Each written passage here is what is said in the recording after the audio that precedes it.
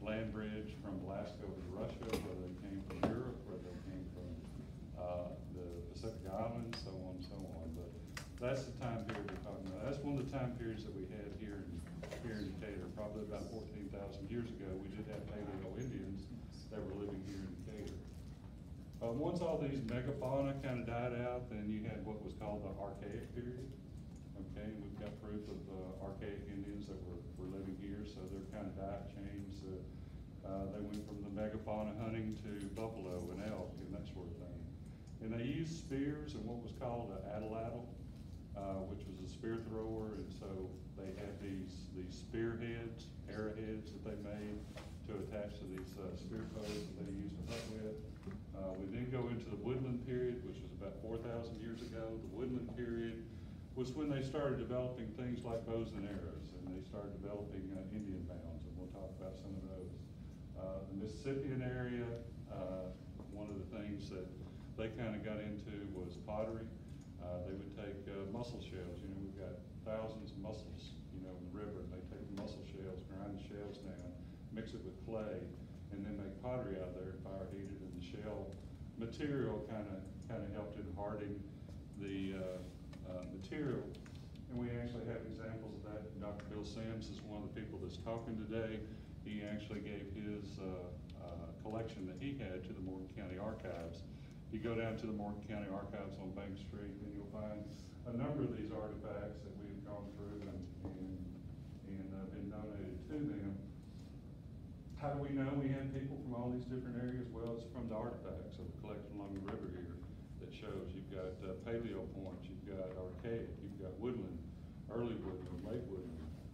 Again, the pottery that you see here was collected off the river back in 1890. People have been collecting this stuff for a long time.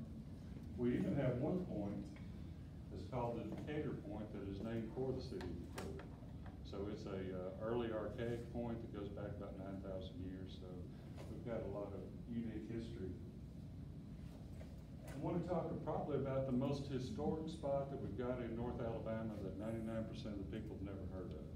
It's a place called the Quad.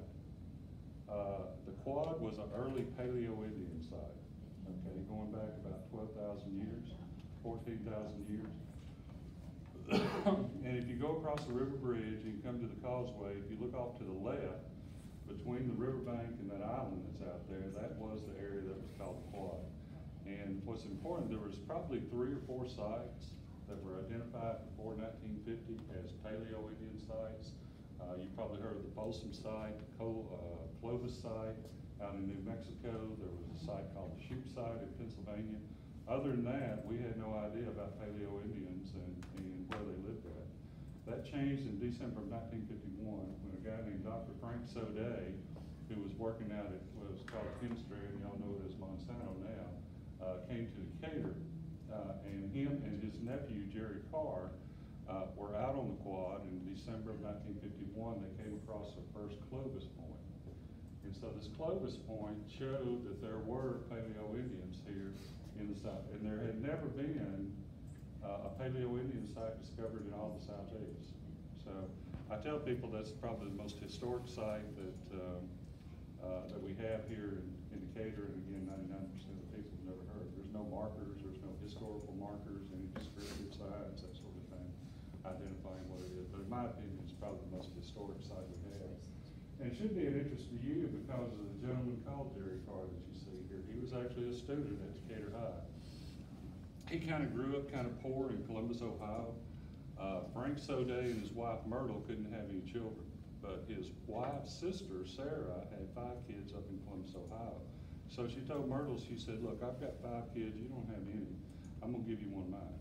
And so Jerry Carr came from Columbus, Ohio, and moved in on Walnut Street downtown with his rich uncle. He loved it. He just absolutely loved living with his rich uncle, and his rich uncle would take him out on the river, and they'd go hunting these arrowheads and that sort of thing. So that was Jerry Carr. He started high school here in 1950, graduated in 1954, went on to the University of Alabama, went to the University of North Carolina, got his doctor's degree, taught at a number of different universities, ended up at Old Dominion in Virginia, and now is retired in Chapel Hill. So that's one of your alumni.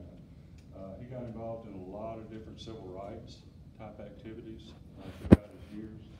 But when you talk about the collections that they got off the quad on these little series of islands that are out here, you can now find Dr. Frank Soday's collection at about 20,000 artifacts that he picked up off the river there, now in the Gilchrist Indian Museum out in Tulsa, Oklahoma. Dr. Jerry Carr, his collection, he donated to the Chota Indian tribe here in North Alabama. If you know where they're located at, it's kind of halfway between Beaumont and Faulkner. It's where they have their headquarters, and his collection is now down there. So again, the quad site, the main thing to remember there, Dr. Jerry Carr, an alumni from Decatur, and they discovered the quad, which was the first Paleo-Indian site in the southeast. How am I doing? It's ready now for you. Oh, okay. Okay. So, can we go to the next slide? Again, this is some of the artifacts that they got, the original artifacts. This is what they call a Clovis point. You can see the flip that goes through here. This goes back about 14,000 years or so. They had points like called the Cumberland Point that was here. And again, one of the points that we know nationwide now is the Quad is named for this site here. And you can see the Quad Point, which is a Paleo-Indian point. We can go on up. Another historic site, which we don't have anymore, is called the stone lumber Indian mounds. Y'all familiar with Oakville Indian mounds? I don't know if y'all been to Oakville Indian mounds. Really a neat place. They just did some recent studies out there in diggings. Found what I call a princess that was buried on top of the Indian mounds and all kind of different artifacts they just recently found out there. But we had our own Indian mound here. So if you get back out on Somerville Road and you go all the way to the end of Somerville Road, cross over Church Street, Market Street, you'll see a building there that has on the side of it closed down now called Stone Lumber. Well, there at Stone Lumber was where one of our Indian mounds was, okay? And that came from like the Woodland period, 4,000 years ago they used that. They probably used it during the Mississippian period, which is more noted for Indian mounds. And also the Yuchi Indians that we're going to talk about, who were native to the area here, were also mound builders and used that as the mound. So I'm going to estimate that there was probably a small city here that was used for probably about 2,000 years, probably 1,000 to 2,000 people that lived here. Now the mound is no longer there. William Snyder Webb that you see here, he was the head of archaeology at the University of Kentucky, and in the 1930s he came down here and they went through and excavated the mound. So you can see the mound where they're going through and cutting into it, trying to find artifacts, and essentially destroyed it, and they really didn't find anything. Probably a few flint chips like what you see that I've got listed here on some of these artifacts, but not really finding anything. This is one of the best pictures we have of what was left after they went through and did their diggings and researching. You can actually see the Keller Bridge that's located here. Who was the Keller Bridge named for? Helen Keller, is that right? I thought you said another. It actually wasn't. Most people think Keller Bridge was named for Helen Keller. It wasn't. It was named for her brother, William Keller, who was part of the road department for the state of Alabama. But you can kind of see the vicinity of where this mound was. As far as the bridge that goes through here, it was right on the edge of the cliffs overlooking the river. You had Flint Creek going here. This was kind of an ideal location and a place for a city, say 2,000, 3,000 years ago. The Native Americans back in those times did kind of a slash and burn. They didn't really do plowing and that sort of thing. They would set fire to everything and just burn the forest and burn everything. The only thing that was left would be these fire-resistant oaks. So if you came to this area, 3,000 years ago, you'd go, my gosh, this is a nice park. It's nice green grass, all the debris and everything is gone, and that's how they would kind of attract animals into the area. You would also clear out area for them to go through and do different plantings, sunflowers, persimmons, that sort of thing that they also grew at that time. And I say the Yuchi Indians also used this mound. They were one of the few, what we call historic Indian tribes, that actually used Indian mounds. And Uchis were probably, we say they're one of the most ancient historic tribes. Normally when we think of historic tribes, we think of Cherokee and Chickasaw and Creek Indians and that sort of thing, but the Uchi Indians were here also. These are the last two ladies that we know that can still speak the Uchi language. They're actually living out in Oklahoma. We'll talk a little bit more about the Uchis on the next slide. This is a map I put together. It was a map that was done in 1886, and then I've gone through and I've listed where early settlers of Morgan County lived up in East Tennessee. But this is actually my hometown, Clinton, where I grew up in East Tennessee. Whitesport that you see here is now Knoxville, Tennessee. This whole area here was where most of the Cherokee Nation had all their villages along the Little Tennessee River. Where were the Cherokees, where was their original homeland? Any guesses? Somebody say New York? If you said New York, you're right. That was the original homeland of the Cherokees. You've heard of the Iroquois Nation, that there were 5 Iroquois nations. There was actually 7 Iroquois nations. And about 1,000 to 2,000 years ago, 2 of those broke off and came south. One of them was the Tuscarora that settled in eastern North Carolina. They were there until European settlers came, then they moved back to New York. The other were the Cherokee. And the Cherokee came from New York, settled in Virginia and in East Tennessee. The only problem was there was already people living there.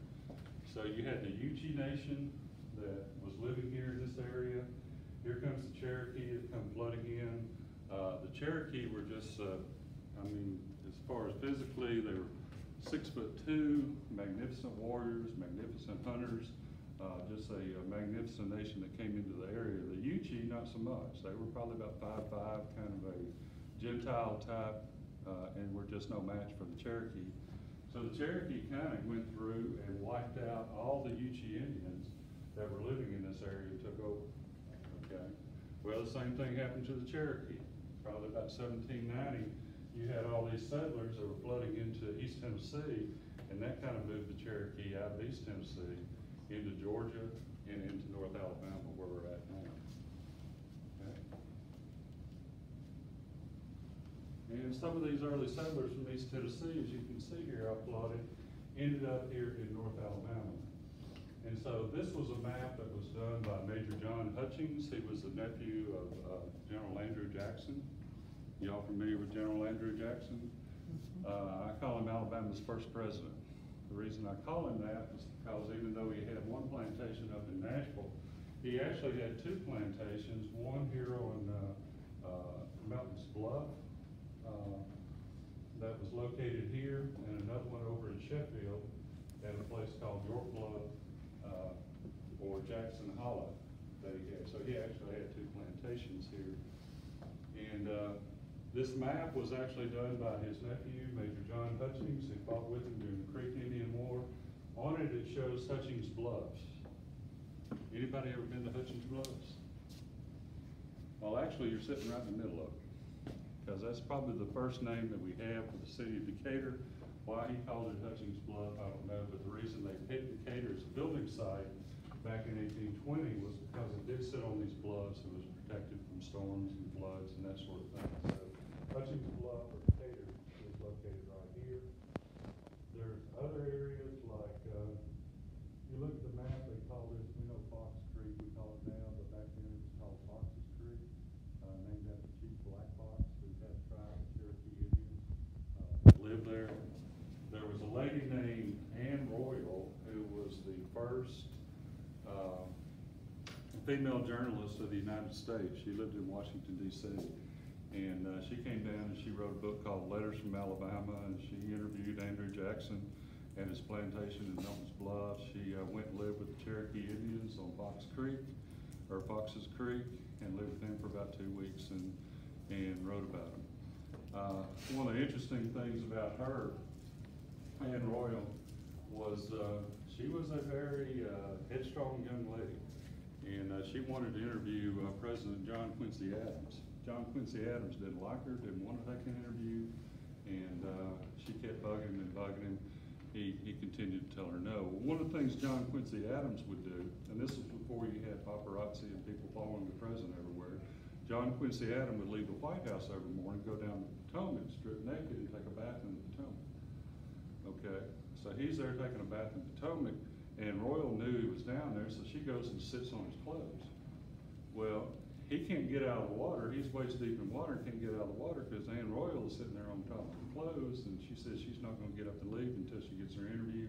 He gives her the interview. She leaves. He gets out, gets dressed, and goes back to the White House. So, y'all like that story? I kind of like that story. But anyway, and again, Fox's Creek here, where Black Fox had his tribe at, was where Newport is now located at. So we can go on to the next slide. We're going till 5 after 10, is that right? 5 after 10. 5 after 10, okay. Well, go back to the previous slide. There's one thing I was going to show you. One of the neat things about this map, the only listed person that's located here in Morgan County on this map is this gentleman named George Fields, and he's shown living over here by Lacey Springs, okay? So the only person, or the first person ever mentioned to be living in Morgan County is a guy named George Fields. And here's a picture of Captain George Fields, who was a Cherokee Indian. He fought with General Andrew Jackson during the Creek Indian War. His brother named Turtle Fields was actually a Methodist missionary and also fought with General Andrew Jackson during the Creek Indian Wars. And this is his wife. I call her the other Sally Fields, at Sarah Cody Fields, and they were actually in Washington, D.C. when they got these portraits done, visiting Andrew Jackson. So he was one of the first residents and first documented Cherokee Indians that lived here in Morgan County. And in 1816, then, there were treaties signed. One of the unique things about Morgan County is the Cherokee claimed it and the Chickasaw claimed it. So when Andrew Jackson went through and signed treaties to obtain the land for settlement here in Morgan County, he had to sign it with the Cherokee and the Chickasaw. And then after 1816, when those treaties were signed and the Cherokee Indians left, Chickasaw Indians, which really never lived here much anyway, left and opened it up for settlement. And that's where we get Decatur being, its birthday is 1820, people started moving into the area.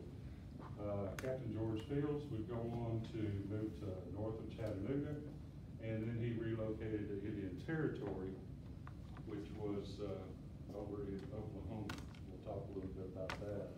His son, that you see here, Richard Fields, became one of the Chief Justice for the Cherokee Nation in the Supreme Court when they got to Oklahoma. Okay. And the last thing I'm going to talk about is Cherokee removal. And there's a lady that's actually doing a program on Cherokee removal. My view is probably a little different than hers, but I'll go through and tell you about a little bit about the Cherokee removal that was going on here in Alabama and Georgia. There was actually in 1838 or 1837, a third of the Cherokee Nation was already living out in Oklahoma. So you had about 18,000 Cherokee that were living here in east of the Mississippi, then you had in Oklahoma another 9,000 Cherokee. So basically the Cherokee removal was mainly taking 18,000 and combining with the 9,000 out in Oklahoma. And they did this in 26 different migrations. Okay, so there are 26 groups, 26 different travels that the Cherokee Indians took to get out to Oklahoma. Some of those were water routes and some of them were overland routes. The water routes were the safest way to go. What you would do, would get on a steamboat in Chattanooga, come down the Tennessee River. You would get off in Decatur and you would take the railroad from Decatur to Tuscumbia. From there, they put them on a steamboat that would go up to Tennessee, down the Mississippi, and up the Arkansas River to get there. So there was about 12 of these water routes that they got to get there. There was about 14 of these overland routes. And overland routes were more dangerous. Most of the deaths that occurred on the Trail of Tears occurred on these overland routes rather than water routes. So Captain George Fields that we talked about, he was in the first group that volunteered. He actually petitioned the government to move himself. Again, he was friends with Andrew Jackson. He said, hey, just give me the money, I'll move myself and my family. And he took a steamboat ride down to Oklahoma. And so that was the last that we saw during the 1838, when all these Cherokee Indians were coming through in the town of Decatur. They would all pile out to see these groups of Cherokee Indians and other Indians that were coming through Decatur, and would watch them mount up at our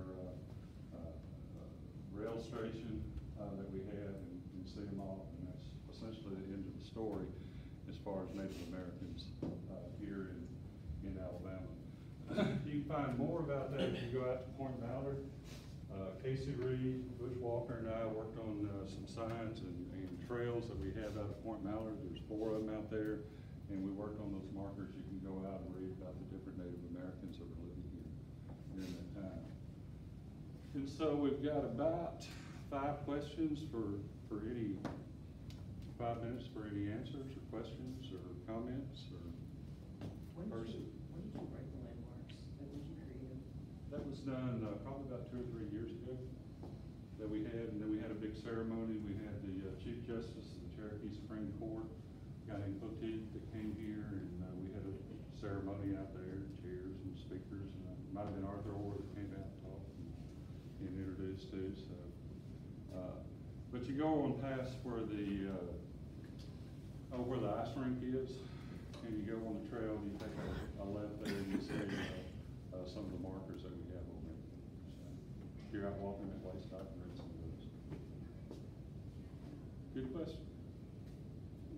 And I paid for questions, so here's $5. Any other questions? Questions?